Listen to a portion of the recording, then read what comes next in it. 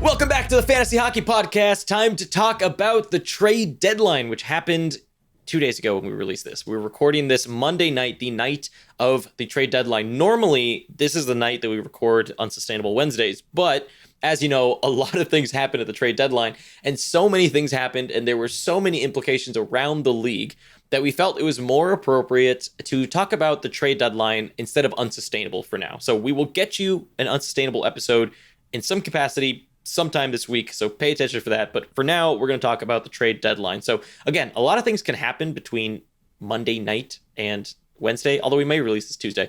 Whatever, I don't know when we're releasing this. Anyways, this is going to be a full episode where we're just going to give you our reactions to the trades, what we think they mean for fantasy. You may hear a little bit of repetition here if you watched the trade deadline live stream, but if you didn't, this is all new and very useful info, and we're not going to do any cuts. There is no cuts, so you're going to get mistakes in all in this episode. It's like a live one. So it should be a lot of fun. And if you did watch the live stream, you didn't get Brandon's takes because it was just me, Gamby. So it's going to be interesting to see how much Brandon hates me for my takes and what he thinks otherwise. So we're going to go all the way back, and we're going to start first. We're going to go in reverse chronological order. Wait. Or just is this regular? Is this regular chronological order? Is that what this means? Yep. Okay, so we're going chronological order, starting all the way back on February 5th. We're going to go through all the relevant trades for fantasy. We're not going to go through literally every trade because some of them just straight up don't matter for fantasy, so we're only going to go through the ones that are important. But we're going to go all the way back first and start February 5th. The Toronto Maple Leafs acquired Jack Campbell and Kyle Clifford from the Kings in exchange for Trevor Moore, a 2020 third-round draft pick, and a 2021 third-round draft pick. So we talked a lot about Jack Campbell already, but now there's been some time to simmer, right? So this one's not so much a reaction as much as what do we think now about Jack Campbell? Well, what I will say is that I really like this trade for Toronto in general, but the hype around Campbell, I just didn't understand it at all. Campbell's not going to improve the defense, so he's just a backup on a team that has shoddy defense still. Yeah. So. I think he's a backup. We've seen Anderson's been kind of hit or miss recently, but Very nonetheless, they've clearly given Anderson the reins, though. Even after a terrible game, he played that back-to-back. So they obviously want Anderson to be the number one goaltender. Shocking, right? So Campbell is streamer at best when he plays. That's not worth holding on to him, in my opinion, because clearly he's not going to steal the reins. Yep. Okay. So the next trade here that's fantasy relevant is from February 10th. The Pittsburgh Penguins acquired forward Jason Zucker from the Wild in exchange for Alex Galchenyuk, who's actually playing some minutes, defenseman prospect Kalen Addison, and a first-round pick in the 2020 NHL draft or the 2021 NHL draft. So Jason Zucker. A lot of people rushed to the wire. Yep. We've been saying this whole time. We don't need to spend too much time on Zucker at this point, but the basic problem with Zucker is that he doesn't have top power play. Yeah. That's it. If he gets top power play, he actually has quite a bit of upside. But yeah, I just don't see him getting it, though. No. The only person he could bump is Rust, I guess. Hornquist, maybe. Hornquist. But I don't see it. That top power play has worked so well, and we've seen Hornquist stay in his role with a lot of other players coming in and out. We saw Hornquist stay in his role when Gensel was playing power play 2 last season. He's good at this. They like him there. They like him plays. where he is. So I don't really see him moving. It wasn't Hornquist that Gensel replaced on top power play. It was Kessel. So Zucker needs to bounce Rust probably, and I don't see that happening with how Rust has been playing this season. Yeah, I'd agree with that. And Zucker, at the end of the day, he's a 55-point guy. That's who he was on Minnesota. That's who he's been over the last 30 days. That's who he's been now on the Pens. He's a 55 to 60-point guy. That's his pace rest of season. Could he fluctuate within there or fluctuate a little higher, get certain weeks? Sure. But for the most part, I'd say that Zucker is that 55 to 60-point guy we've always known and expected. And that's kind of how it's going to stay. I don't see this big upside. But that doesn't mean I wouldn't hold. The thing that I do like about Zucker now is that although he's a 55 to 60 point guy, he is a more consistent player, more likely, because he plays with Crosby. You can expect more points night in and night out instead of it being all over the place like it was in Minnesota. He was still a 55-point guy, but he had bunches, and there were stretches where he didn't score. Yeah, that has to do with the power play, I think. The consistency is going to be big. He has better line mates, but he gets less power play time. So yeah, exactly. So less upside, more consistency. Is it worth it? That's up to you to decide. Okay, and then we're going to skip the Andy Green trade to the Islanders. Yeah, we should talk about it for a second. Really? Okay, fine. You can talk about it because you're an Islander fan. Yeah, the Islanders acquired Andy Green for some reason for David Quenneville and a 2021 second, which seems like a lot, but whatever. Green probably is still decent for block streaming, as he always has been, and that's it. So I don't think much has changed about Andy Green. If you wanted to pick him up before because you need blocks, he's still probably going to have that value, but not much else. Yeah, I can get behind that. If I have nothing to add, it's the Isles. There's nothing Andy to add. Green. It's Andy Green.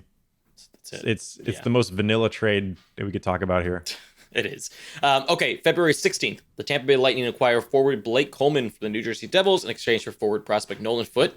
Great prospect, and a first-round pick in the 2020 or 2021 NHL draft. That will now most likely be the 2021 NHL draft because they moved the 2020 for Barclay Goodrow, which is weird. I don't know if you can do. I guess it makes sense. Anyways, so Blake Coleman goes from the New Jersey Devils to the Tampa Bay Lightning. Big change for him. One, he's on a better team, obviously, and for most people, you'd say, "Oh well, he's going to a better team. Isn't that good for him?" Quite the opposite, in my opinion. I think this is actually worse for him. It means that he can be even more of a specialized player than he was in New Jersey. In New Jersey, they needed him to be offensive. They needed these random moments when he gets a bunch of points. And on Tampa Bay, that's not really what they're going to need. They're going to need a very defensive player, someone who can play a shutdown role, someone who can play well on the PK, and open up opportunities to place the Stamkos, the Kucherovs, and those people into more offensive situations because you've got a guy who's already going to take care of the back end. And so to me, that's a negative for Blake Coleman. Will it help his peripherals? Maybe, but I don't think so. Nah, it won't. It's going to get worse. Best, I think his peripherals are going to be worse for sure because he's not going to get the same amount of minutes. Yeah. The way I've been viewing this, and I've said repeatedly, is I think he'll get a slight increase in points just because he's got more talent around him. Even if he's not playing with one of those top three guys, the opposition can't play good players against Coleman. They have to deal with everybody else on the Lightning. So whoever line Coleman's on, he should be able to, as long as he keeps his minutes up, get some decent point production. Nothing well enough, like good enough to put him in like a points only league or something, but it's going to come at the cost of his peripherals and time, unfortunately. I would think actually his points decrease from Jersey. I don't think they get better. They could. I mean, what he was doing in Jersey was silly, but I just mean historically his 50-ish point pace self. Yeah. Yeah, that I would agree with. What he was doing in Jersey, I think we're going to see a big fall off from the Jersey numbers that we were seeing. We would have anyway had he stuck in Jersey, but yeah, absolutely. Okay, and then moving on to February 17th, the Vancouver Canucks acquire Tyler Toffoli from the Los Angeles Kings in exchange for Tim Schaller. Toffoli, if you're Brandon and don't know how to pronounce his name. The rights to forward Tyler Madden, a 2020 second rounder, and a 2022 conditional draft pick, aka nothing. So the big name here is Tyler Toffoli. Well, this is big. He is probably, I think, the guy that I like the most that was traded. Yep, now for sure. I think I had a little bit of a tirade on him already as far as his underutilization on the Kings until this season. He gets a big fantasy boost because Besser's out basically the rest of the season, as far as we know, at least the rest of the fantasy season. And I mean, that's it. He gets to play with Pettersson. He gets top power play. He has all the deployment you could possibly need. He's in the best position for any of these like recent low percentage guys.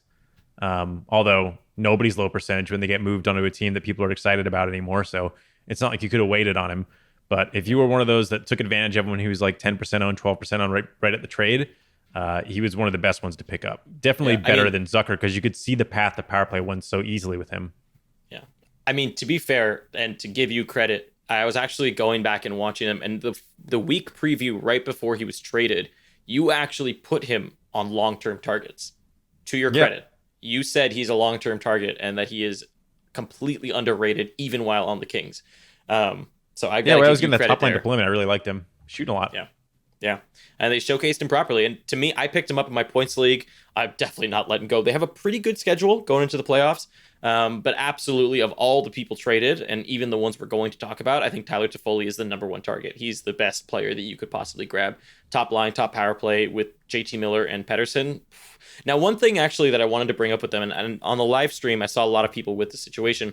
There's a lot of people who have already two Canucks. They either have like JT Miller and Pettersson, or they have like, Edler, JT Miller, Pettersson, all three, or they have Quinn Hughes and Pettersson. You know, they have like a lot of people have this combo of that Vancouver trio, I guess, if you want to call them that, and plus Edler, who's Edler. Yep. What is your take on that situation? Like, there's already put a video about stacks in general. There is. So go watch the video on stacks for one. But what do you do now? Because the trade deadline has passed. I think you just have to eat it unless you have like Edler in certain leagues is probably droppable depending on what you're counting. I feel like you need at least blocks, but if you have Miller, Pettersson, and Toffoli, that's the one. I don't think there's anything you can do. I wouldn't drop any of them. I think you just have to chance it. I mean, luckily they don't have like they don't have like at least I don't think in my playoff series at least they don't have a 2-game slate.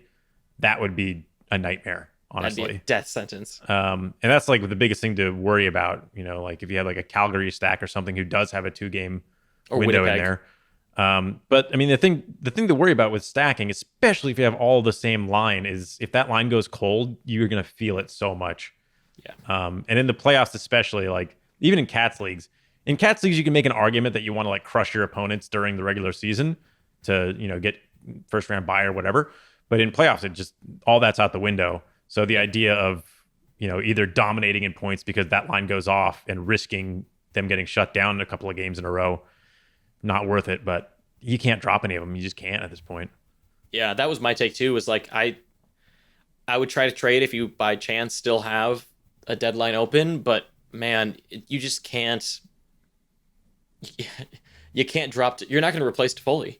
You're not going to replace what Toffoli's going to get you. It's impossible. I mean, at this point, you've just got to live with the stack.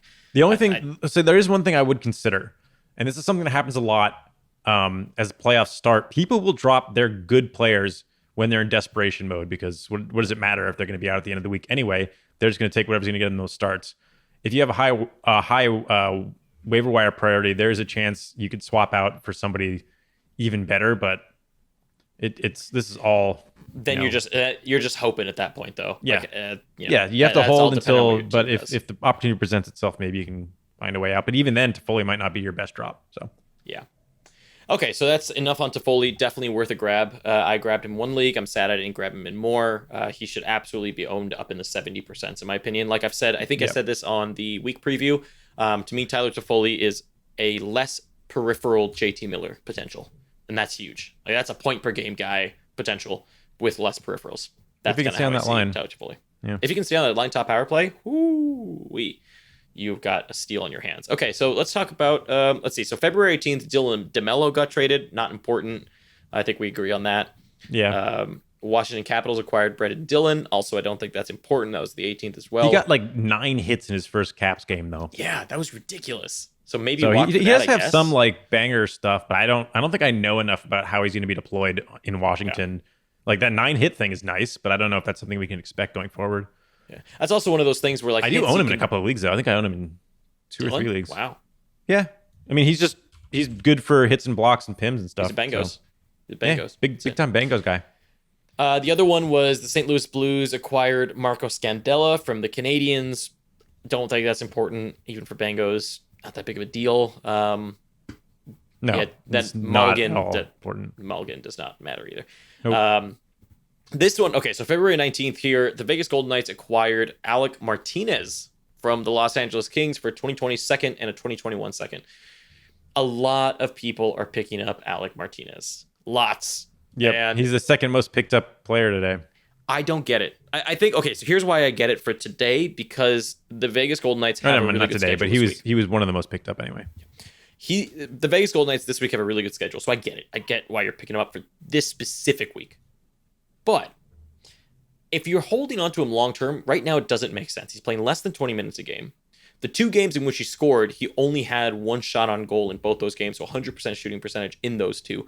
To me, any player that is getting less than... I will never pick up a defenseman that's less than 20% owned, like getting less than 20 minutes, unless they are like the Keith Yandles, the Dahleens. I'm trying to think of other players here. Let's say Quinn Hughes last year when he came into the league. Just people who are getting Devontae's sometimes with the Isles. These are situations where it's a player that is inherently very, very offensive, and the reason they're playing less than 20 minutes is because they kind of suck on defense, And instead, what they're saying is, you know what, just virtually kind of go be a forward, sort of. Not totally, but just you're going to play a lot in the offensive zone. That's the only situation where this actually matters. That is not the case for Alec Martinez. And I've seen a lot of things about his peripherals being good. They're okay. His block peripherals are very good. The other peripherals, just okay. So I wouldn't pick up solely for the peripherals. I get the short-term streamer for this week, but I would absolutely have the shortest of leashes with Alec Martinez and be swapping out next week, which for a lot of people's playoffs already, I would rather have the best scheduled defenseman possible than Alec Martinez. Yeah, for sure. Martinez, like, he's an okay blocks player, I guess, but I don't see any reason to pick him up beyond that. He's not going to get, like, power play deployment or anything, so. Yeah. Wow, we agreed on that one. Love it. He's actually, like, he's probably worse off on the Knights than he was in Los Angeles, so absolutely. I don't know why. Well, I do know why, because people think the Knights are good. I mean, they are good. But I mean, they absolutely just are doesn't good. matter for him. Ooh, you're going to anger a lot of people with that statement right there, even though you walked it back. I didn't walk it back. I just wasn't going the right direction with the statement I was trying to make. Okay, the next one, I'm going to skip a few here because they weren't really relevant. So the next one that's relevant here is from February 21st. The Boston Bruins acquired forward Andre Kasha from the Anaheim Ducks in exchange for David Backes, defenseman Axel Anderson, and a 2020 first. Great return for Anaheim. But what does it all mean for Andre Kasha on the Bruins? I know you've always been a big fan of Andre Kasha, but What does it mean now? I don't see. He needs to find a way to be on top power play. He needs to be able to replace DeBrusk on top power play, and I don't think that he does. So the deal with the Boston power play and why I don't think Kasha's going to be on the top power play is Pastrnak and Bergeron are both right-handed shots, which leaves Marchand and our other friend over here, DeBrusk, as lefties. Kasha is a righty. I don't see him factoring in because they don't need another right-handed shot. In fact, their two big shooters are both right-handed, and Kasha is a shooter. So there's really no point in them ever deploying him top power play unless one of Bergeron or Pastrnak gets hurt. In fact, the best, and I hate the idea of an injury improving somebody's situation, but it's the reality of the thing. The best possibility for Kasha is a Pastrnak injury, unfortunately. Yeah. That would elevate him immediately into relevancy, but right now he's being overhyped. Yeah, I mean, to me, Andre Kasha is literally DeBrusk 2.0 on the same deployment. I definitely like him. I think he's better than DeBrusk, but I don't think he's better than DeBrusk in fantasy because, again, I don't see him getting top power play. That's what I'm saying. In fantasy, I think they're equal. I think in real life, they're either equal or Kasha's slightly better, but I think from a fantasy perspective, they're both equal. Like, DeBrusk, Kasha, to me, are the same player, and DeBrusk doesn't get any points. I know he's top power play, but it doesn't factor into anything. He doesn't really get power play points. So, to me, they're the same player because virtually you're looking at that second line deployment as their source of points. And now they actually need to split those a little bit, although they may get assists because one or the other may score a little bit more. So maybe a little bit better, but ultimately the ceiling is just very low for both of them. I'm kind of interested to see what happens with Backes going the other way. Like, I doubt it becomes anything interesting, but there's not a whole lot of depth on that Anaheim team. If he plays wing, he could wind up top 6, but we'll see. Can you imagine in the playoffs picking up David Backes to win the league? You probably do that. I definitely can picture that. That's the type of thing that happens. Well, it's that wild card play that no one's paying attention to that's going to get you a ton of starts and no one expects. And fills a lot of holes. Yep. Okay, skipping 2 here. Let's go to February 23rd, which was yesterday, and we're recording this Monday again, remember. The Washington Capitals acquired forward Ilya Kovalchuk from the Montreal Canadiens in exchange for 2023 round draft pick. Now, one thing to remember here is that apparently Marc Bergevin went to Kovalchuk and said, look, here's where I can trade you to. Where do you want to go? And Kovalchuk chose Washington, and Bergevin traded him to Washington, even though other teams had better offers on the table. So Kovalchuk wanted to be in Washington. I know you have a little bit of a hotter take than I do on Kovalchuk, so I'm going to let you kind of tackle this one. Let me preface this by saying I think that this is not good for Kovalchuk. I think that's probably the popular opinion, although I think there's a non-zero chance. And when I say non-zero, I mean still close to zero. You know, I'm thinking 10. This is like, no, not sub 10. I think 10 to 15% chance that 10 to 20 even. I'll give it 10 to 20. Wow. That Kovalchuk finds his way to the top line for some period of time. And we see Wilson bump down to the third. Wilson seems like the type of player that is a first line or third line type guy. I don't see him I think Oshie's going to be the second line right wing, and that's that. And Wilson has that, and that's what we saw with Wilson before he was like fully assigned that top line. But the idea of a full Russian line with Kovalchuk playing with Ovechkin makes a lot of sense. Honestly, I don't know if Kovalchuk can kind of keep up with that at this point, or if they could, if they did that, if they would reduce his minutes and kind of shift him on and off. It's a possibility. It's not something I necessarily, again, expect to happen, but if it did happen, I would be kind of, smile and nod at it a little bit and just be like, let's see where this goes. Not that I would expect it to stick or anything, but it could be fun for a couple of games. Until that happens, if it happens, Kovalchuk to me is droppable in every league. Yeah. Just I think I have him in one. I think I have him in a league that's really deep just to see. Yeah. I mean, if it's really deep, or let's say you're in a dynasty, that's different.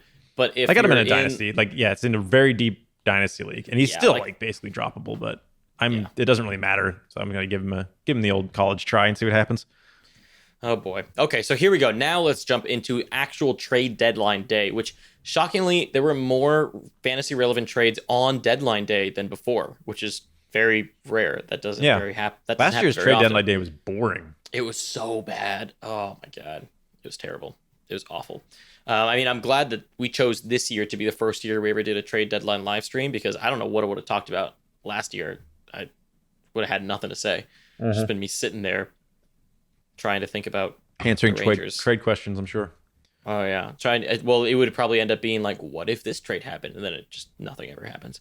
So the first trade that happened today was the Edmonton Oilers acquired defenseman Mike Green from the Detroit Red Wings in exchange for Kyle Brodziak and a conditional 4th rounder. My take on Green with the Edmonton, he's one of the most added players today. Yep. My take on Mike Green is that he wasn't good enough to handle top pairing, top power play in Detroit. And somehow he's going to get it now in Edmonton? Yeah, I don't really see it either. Even with Klefbom out. I think they give it to Nurse or Bear or even Bouchard or something. Or even like Caleb Jones was on the power play for a little bit last game with Trice. I just don't. They have so many good defensemen. I just don't see. Good-ish. I think a good-ish. I think second power play is as good as he's going to get. Now, I could be proven wrong by that literally tomorrow night, but I don't see it. But even if he does it, I just don't think he sticks up there. I don't think that's why they acquired him. I think they acquired him for depth. Personally. Even if he does stick there, I feel like the defenseman doesn't factor in on that power play anyway. Yeah. So, you look at Klefbom, doesn't get as many power play points as you'd like. Yeah. Nobody really did. Yeah. So, whatever. Not as exciting as people want to think it is, I think. That's great. I know. I think everyone is, very excited for anything that's even near the vicinity of McDavid. People just explode. And Mike Green is that. So February 24th, again here. I don't need to say the date anymore because, there's only one more date.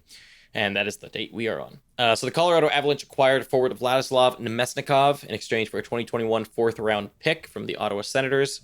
Also calling out the NHL on NHL.com. For quite a while, they had Vladimir Nemesnikov all day. Ooh. His name is Vladislav, and I caught that on the stream. So there you go. Wow. Correcting people. Anyways, my take on Nemesnikov here is good, solid option while Burakovsky's out. Burakovsky is short-term out. It's just an illness. He's ill. And that's it. He's ill. So I wouldn't expect Vladislav Nemesnikov to really be all that relevant. Although, at the same time, Nemesnikov is a guy that has gone to the Rangers, has been on Tampa, has also gone to Ottawa, and at every place they've put him on the top line, he's succeeded for a bit.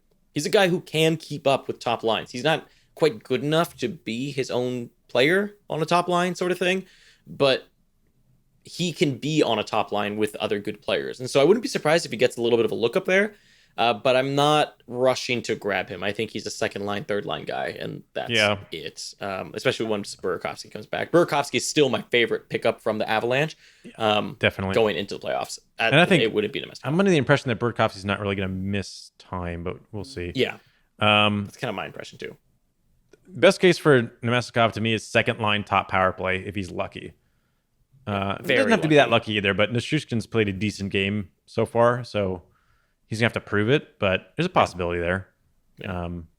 I just don't know. I'm not overly interested in Nemesnikov. Yeah. Neither are the Senators apparently, considering they traded him for a 2021 4th. But they clearly didn't care very much there. This one, though, from the Senators, clearly they cared, and clearly your team cared. The New York Islanders acquired forward Jean-Gabriel Pageau and then signed him to an extension of, what was it? I think 6 years, $5 million. Yep. In exchange for conditional 2020 first round pick, 2020 second round pick, and a conditional 2022 third round pick. I don't know what the conditions were on that, but I figure the first shifts to a 2021 first if the Islanders pick. It's a lottery protection. And well, what about the 2022 third? Yeah, I'm looking at it. The third round pick transfer the Senators if the Islanders win the Cup this year. So it's a first so they're and not transferring that third. So it's a first and second. Lovely. Good to know. So anyways, I have who argued for that, right? I don't know. If you guys win this year, we want your third. I'm sure Lou's just like, what? Sure. Fine, whatever. I don't care. Well, okay, so you are an Islander fan, so I'll let you take your John 2022 third. What the? So random. Yeah. Yeah. You do your take because I have opinions on John Gabriel Pageau. I have a lot of opinions on what happened here. Yeah. I'm hoping there's more to the story than what I'm thinking of, but what I keep hearing is that this was intentional to grab a third a three center, basically a third line center, and they have Casey Cizikas, who is actually a very serviceable third line center. So I don't really from the team's perspective. I don't know. I don't get it. Nelson's been fine as second center.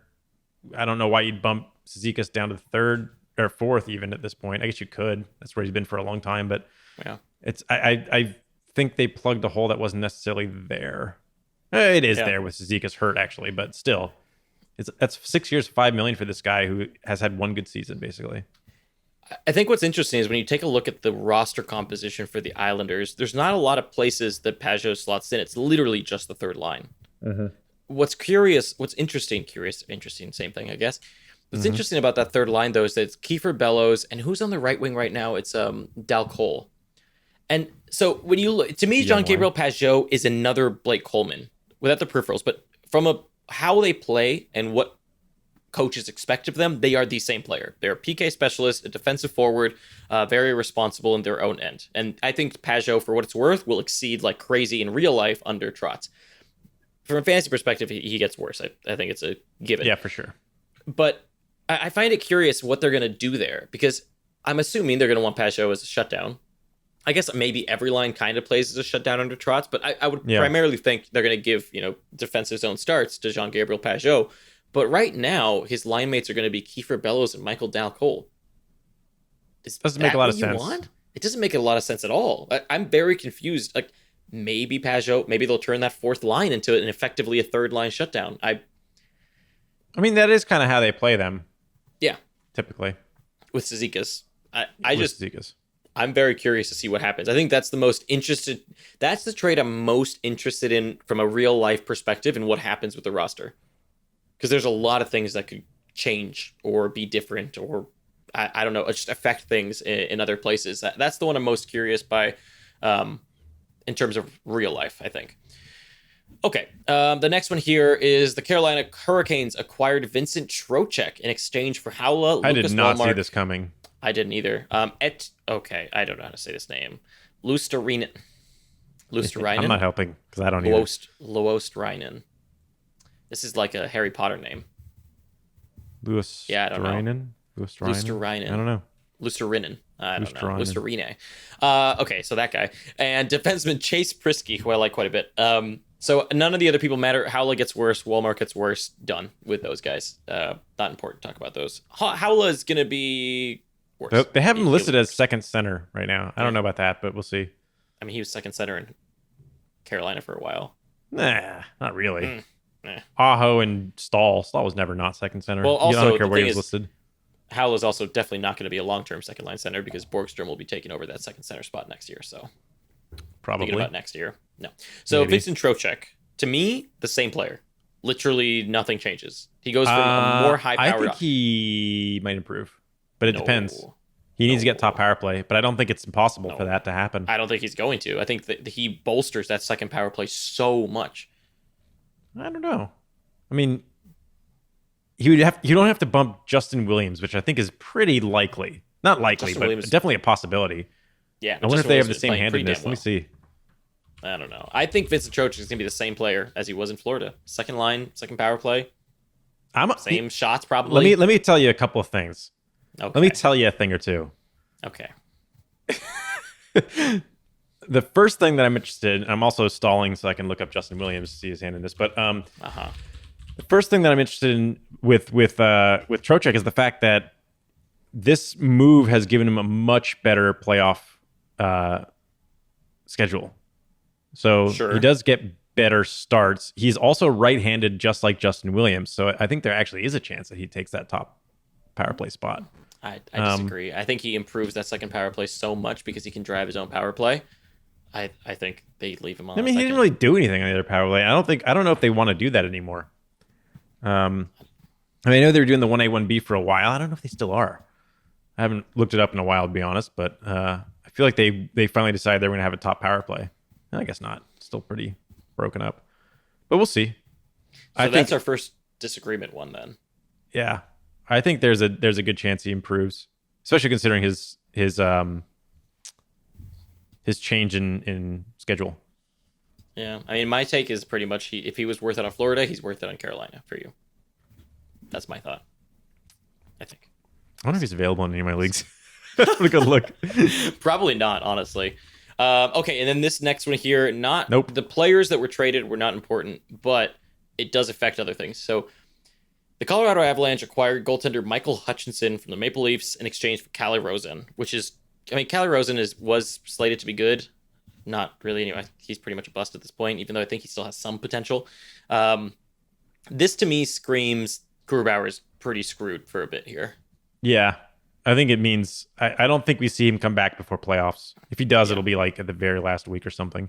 Yeah, I don't think and that's my only... So Francouz becomes a huge pickup target. Yeah, Francouz is very good rest of the season. I mean, right now, my prediction that he was going to be a starter by the beginning of next year might actually come true due to injury. I know. I hate it. I think if Francouz does not, or not, if Grubauer doesn't play another game before the end of the regular season, it's very likely that Francouz outstarts him or outplays him from a volume perspective. Yeah. It'd be close. He needs 10 more starts to tie him. I hate when you're right. It happens more often than I like, but this is just lucky, to be honest, but I'll take it. I mean, you also got lucky with Kovalchuk. It's kind of. That was luck. Also, if anybody's asking about the Marleau trade, like, no, it's even worse than when he rejoined the Sharks and we were like, no. You know what? Actually, though, let me tackle the Marleau trade this way. So this is how I tackle on the live stream, and I think this is the right approach to this trade. So you can't look at the Marleau trade in isolation. You have to look at the Marleau trade in the context of all the other trades that the Penguins made. So aside from acquiring Patrick Marleau, they also acquired Evan Rodriguez and Connor Sherry from the Buffalo Sabres. So because they acquired those other people, here's what happens now. There is one spot. None of these guys are going to get top power play. Patrick Marleau's not going to get top power play. Connor Sherry's not going to get top power play. Evan Rodriguez ain't getting top power play. So the only spot that is enticing for any of these players is that top right wing spot instead of Dominic Simone next to Crosby. It's the only one, the Jason Zucker treatment. But here's the thing. Patrick Marleau can play that spot. Dominic Simone can play that spot. Evan Rodriguez has played the top spot in Buffalo before. Connor Sherry has previously had chemistry with Crosby. And so right now, the way I'm looking at this is literally any of these people can be that line. And Jared McCann as well. Jared McCann. They can also swap it if it's not working. And so to me, I am cold on all of these players because they're either top line with Crosby or they're third or fourth line. There's no reason to rush for any of these guys. Yep. That's pretty much it. I think that's the easy, right approach with all these Penguins trades. It's neither one of them are the right answer. They're all just players to watch. And look at Dominic Simone. He hasn't been relevant. He's been up on the top line. Yeah, it hasn't been great. No. Okay, and then the next one. Then there's Wayne Simmons, who was acquired by the Sabres from the Devils in exchange. I don't understand this trade at all. Me neither. It makes no sense. I don't get it. I don't understand it at all. I mean, I guess it's just a replacement for moving Evan Rodriguez and Connor Sherry, but I guess. Why? But yeah, why? I don't get it. Just play your defenseman as forwards, like everybody else. Yeah, I don't get it. I guess like And a lot of people, I think there were some questions on the live stream that I should address here too of does he affect Olofsson? No, especially if he goes top power play. I think he actually could make Olofsson better was my take, because he would be a better net front presence guy than whatever they've got going on right now. And so if that happens, it would actually make Olofsson's life a little easier to snipe on the power play. So if anything, he helps. I don't think he hurts Olofsson. You'd have to be replacing Ristolainen, which could possible, happen. But I don't know. Yeah, possible, but not completely unlikely, or not completely likely. Okay, here's the next one. This is the big one. I think this might be the biggest one left of all the people we're going to talk about as I scroll up. It absolutely is. Okay, so this is the one, the most added player on Yahoo today, the most I've ever seen a player get added in general. That's the Edmonton Oilers acquired forwards Andreas Athanasiou, Ryan Kuffner, a nobody, from Detroit in exchange for Sam Gagner, also a nobody, 2020 second round pick, and a 2021 second round pick. He's a nobody. Okay, so Andreas this feels Athanasiou. Cheap for Athanasiou, honestly. It does. So I think to preface everything first, you know about the rumors of his work ethic, right? Maybe not that cheap, I guess. It is 2 seconds. Do you know the rumors?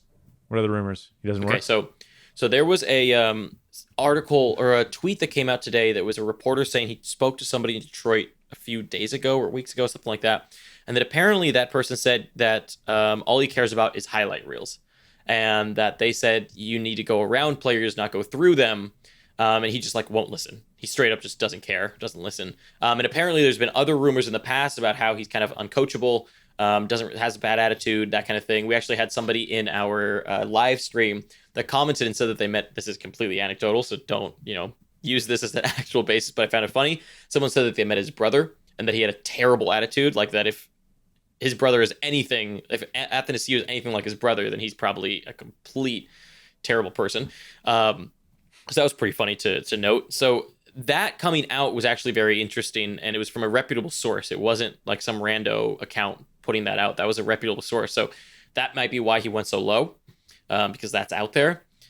Now, from a fantasy perspective, though, that kind of goes out the window. Although the one reason I bring that up is because he's going to be slotting in with McDavid on the top wing, obviously. But if he actually has that type of a work ethic and doesn't really listen, that kind of a player gets a really short leash.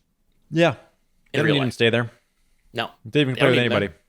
He can play anywhere. And he has speed. He can go to the third line. Who cares? They can make someone else work. So that's the only reason I bring that up, is because to me, the thing that scares me a little bit about a player like that is that a top spot is earned. A top line spot is earned. And I think especially when we look at Edmonton, they've proven that time and time again with Cassian, right? They've had better players in theory that could play there, and yet they play Cassian. Because quite frankly, at times he's earned it. And that's what it seems like Edmonton seems to do with that spot with McDavid. Some may counter that other players suck. I agree. There's been some that probably don't deserve it. Yamamoto deserves top power play, for example. He doesn't get it. But Athanasiou is going to get that look there. I don't think he gets top power play. Do you think he gets top power play? I don't know. Or Chase on? I think that if anybody gets top power play, it's Yamamoto over Athanasiou, but I guess we'll see. Yeah. I mean, it should be, but Yamamoto. I don't think it's impossible. I know he did in last game, but I don't think it's impossible. But I'm not gambling on it either. No. I mean, I would rather have Yamamoto over Andreas Athanasiou at this point. Yeah. That's my order. I get that Athanasiou is also being grabbed for playoff schedule, right? I get that. That's also a big exciting thing, is that Edmonton has such a good playoff schedule. But I'm very cautiously optimistic. Very, very cautiously optimistic. I mean, he couldn't even hold top spot in Detroit when he got chances at it. If the dude is with McDavid and just tries to go through everyone, kind of how they're saying, you're not going to last there, man. They're going to put people there who deserve to be with McDavid or want to be with McDavid and actually change. Maybe he will. Who knows? So I'm very cautiously optimistic. I don't think people are going to like to hear that. I think people want us to be like, yes, Athanasiou playing with McDavid. Cautiously optimistic, I think that is what people want to hear. No, I think people want me to be excited about Athanasiou playing with McDavid. I think people are and want to be very excited about anybody playing with McDavid or anybody playing with Crosby. I don't think people like when you counter this, plays with a good player, but I'm not that high on him. Like with Zucker, right? Like what we said at the beginning. And we said this last year. The same exact thing happened last year in the Bukestad trade. And I was like, I don't care about the Bukestad trade. I don't think it matters. And it didn't. that's kind of how I see these plays is like they're gambles. Literally, Athanasiou is a second round pick and two second round pick gambles that maybe you get someone who plays well with McDavid. That doesn't mean he's going to be tied there. I think he has a super short leash there. I think he's a gamble and he's a good, because ultimately, if he doesn't work, he's a fine third line player too. They wouldn't mind that. So that's my take there. Do you have anything to add to that, by the way? Nope. Brand's like, I'll happily let you take that and anger the people, so that you stay the most beloved on the podcast. Well, I'll address the next one of Tyler Ennis, who we've also got questions about. He doesn't matter. Oh, there you go. What a spicy take of you. Yep.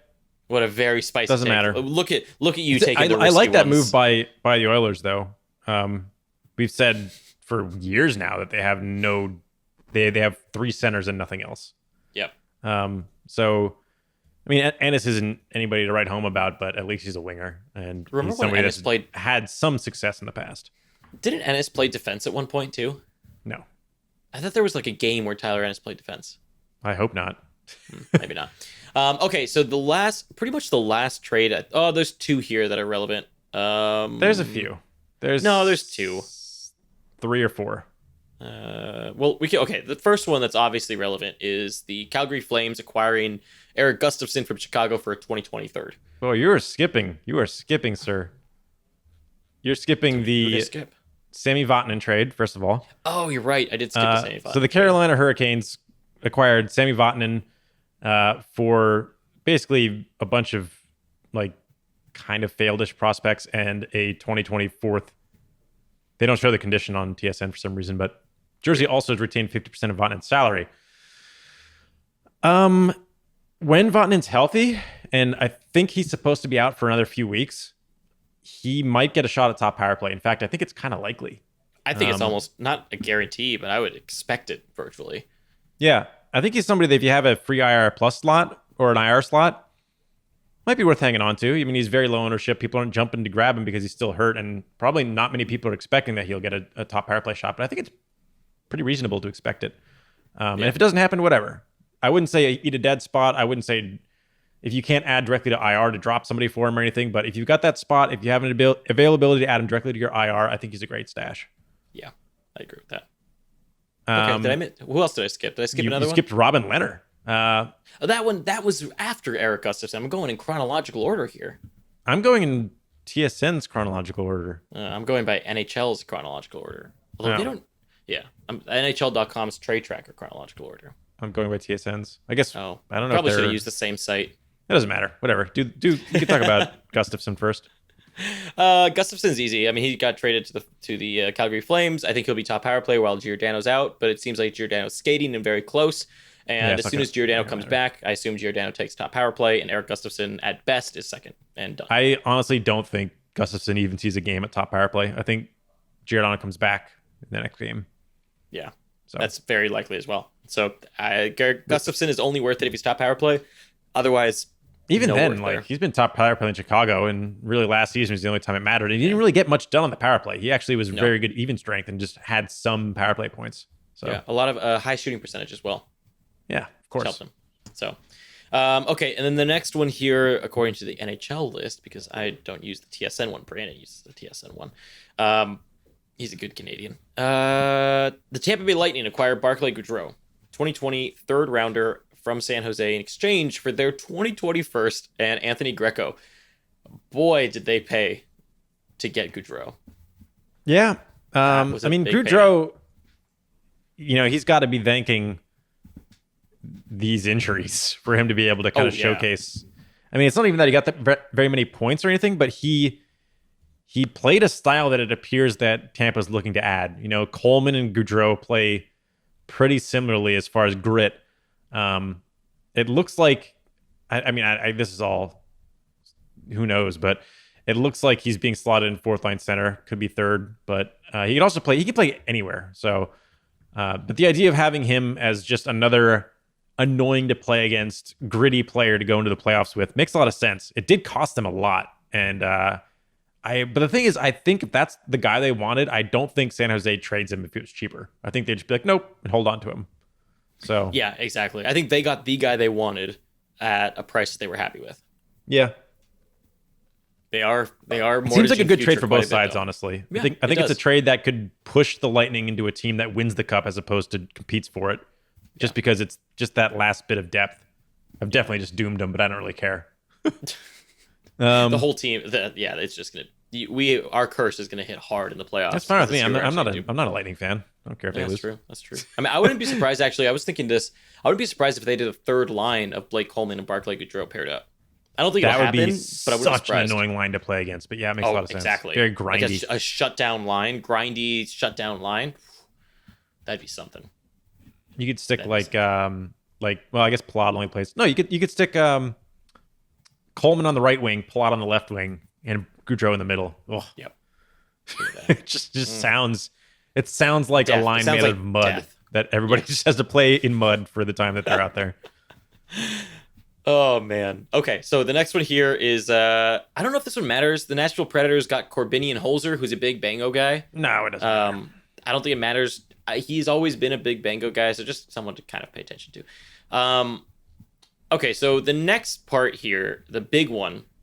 There's two more I think here that matter, and that's pretty much it according to NHL at least. Yeah. So the Vegas Golden Knights acquire Robin Lehner out of nowhere, and they send Malcolm Subban back to the Blackhawks. Yep, and a 2022nd, which is Pittsburgh's. I've seen a lot of people call Malcolm Subban a prospect. He's 26 years old. Yeah, he's getting past it. He's not even eligible for the Calder anymore. I think we're at the point now where he wouldn't have been anyway, but from an age perspective, I don't think Malcolm Subban's good, folks. I don't either. And the weird thing is, I feel like the Vegas beat writers were just singing his praises forever, and it's never panned out, and it still hasn't panned out. And they're like, "Oh, just give him some more games." How many does he need? A career's worth? Like, what is happening? Yeah, I don't know. At what point do you say enough is enough? And I guess this is when they finally letting 5 in against Anaheim. He's a career 899. Career awful with 65 games played. Vegas. He's behind Vegas, who's a good defensive team. Yeah, it's just he's just not good.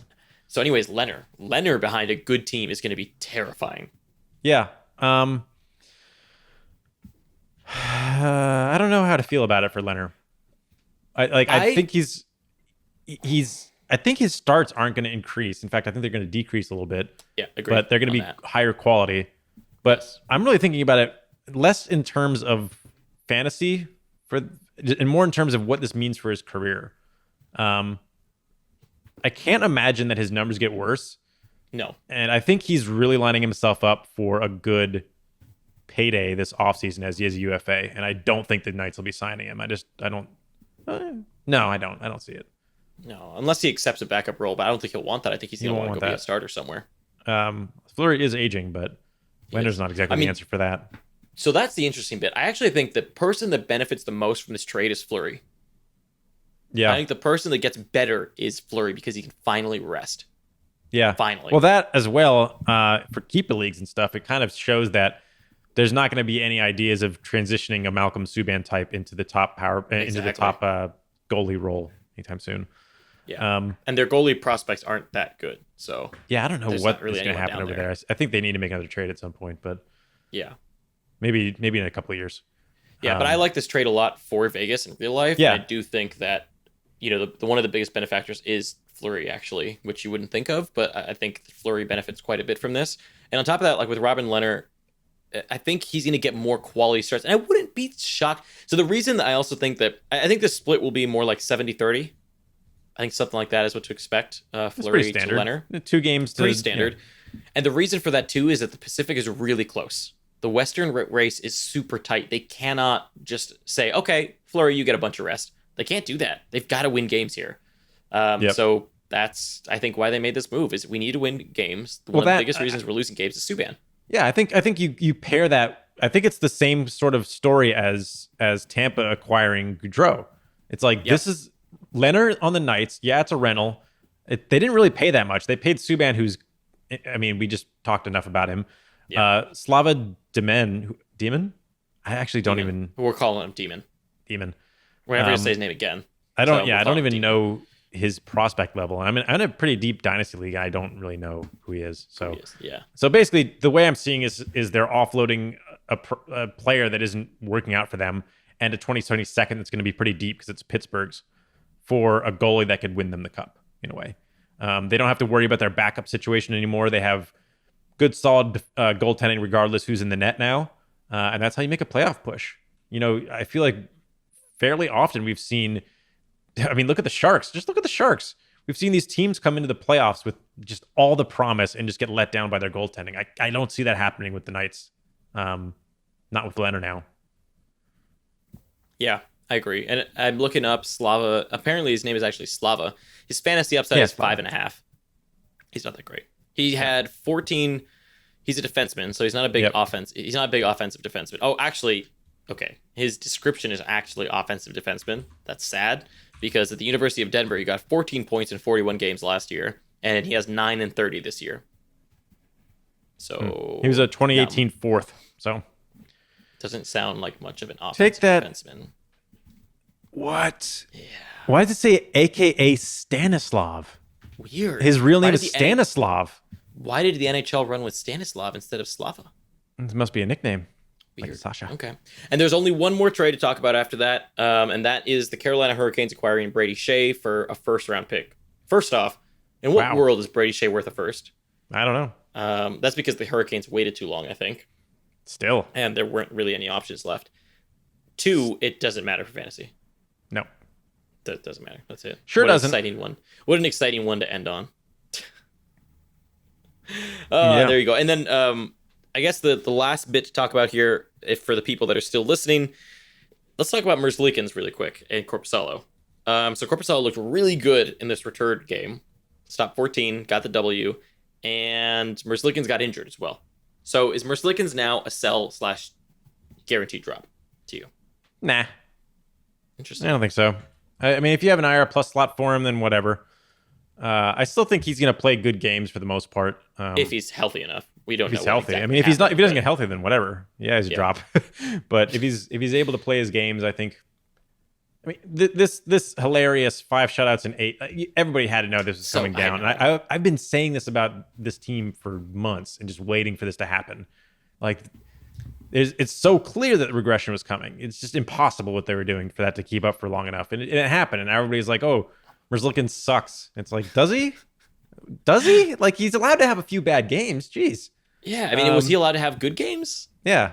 It's like, obviously, he went from... So. It's very...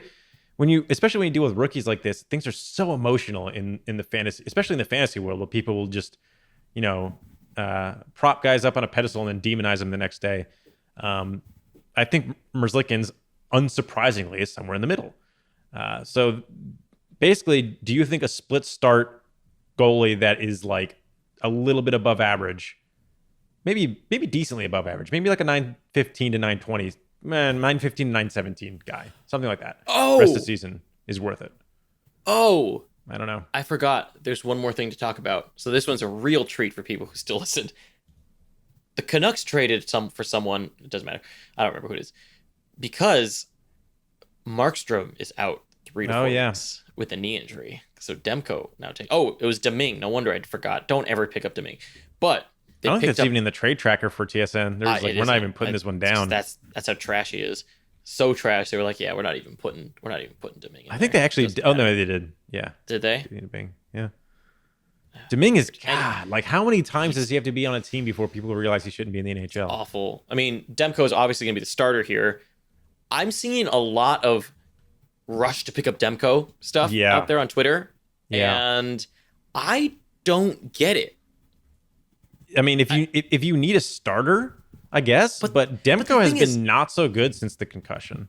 But why there's so many goals. I like Francouz more. I like Saros more. Right now, I could eat my words. Those guys are like not in a lot of the leagues that I'd be in that Demko might still be available in for whatever that's worth. Georgiev. I like Georgiev more. Do you? I do. I like Georgiev a hell of a lot more.